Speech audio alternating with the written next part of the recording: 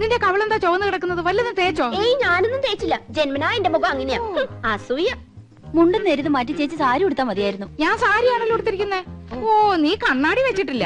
കണ്ണാടി വെച്ചില്ലേ നിനക്ക് ഒരുപാട് പ്രായം തോന്നിക്കും. ഓ, അങ്ങ് തോന്നിച്ചോട്ടെ. ചേച്ചിക്ക് ഞങ്ങളെക്കാൾ പ്രായ കൂടുതലില്ലേ? മുണ്ടും നേരിത് മതിയായിരുന്നു. അതാ സെറ്റപ്പ്. സെറ്റപ്പ് അല്ല ഗെറ്റപ്പാ. ഓ പിന്നെ അയ്യേ, ഇത് തിരുപ്പനാണെന്ന് ഒറ്റ നോട്ടത്തിൽ അറിയാം. ഞാൻ അങ്ങ് സഹിച്ചു. ചേട്ടൻ പറഞ്ഞല്ലോ എന്റെ ഉയരത്തിന് ശരീരം പിടിക്കും, ഇതാണ് മാച്ചസ് എന്ന്. അതൊക്കെ പോട്ടെ. എന്നാ എനിക്കൊന്ന് പറയാനുണ്ട്. ഞാനാണല്ലോ ഏറ്റവും മൂത്തത്. യമുന വന്ന ആദ്യം വരേണ്ടത് എന്റെ മുറിയിലേക്കാ. നാക്കെടുത്ത യമുന ഇംഗ്ലീഷേ പറയൂ. കുറച്ചെങ്കിലും ഇംഗ്ലീഷ് അറിയാവുന്ന എനിക്കാ. ആദ്യം എന്റെ മുറി വരട്ടെ. കാണാലോ പൂരം. യമുന ആദ്യം എന്റെ മുറിയിലേക്ക് വരൂ. ഞങ്ങള് സമപ്രായക്കാരല്ലേ. ഭാഗ്യദോഷത്തിന് ഞാൻ സിനിമാ നടി ആയില്ലെന്നുള്ള കാര്യം യമുനയ്ക്ക് അറിയാം. അത് ശരി. ഇതെന്താണ്? എവിടുന്ന ചേച്ചി? എന്റെ കൂട്ടുകാരി ഭവാനിയുടെ അടുത്തുനിന്ന് കടം വാങ്ങിച്ചതാ. ഇതൊന്ന് കെട്ടിത്തന്നേ. എന്റെ പൊന്നും കൊടുത്ത് ചേച്ചിയല്ലേ, ഇത് എനിക്ക് തരുമോ? എനിക്കിതാ ചേച്ചി.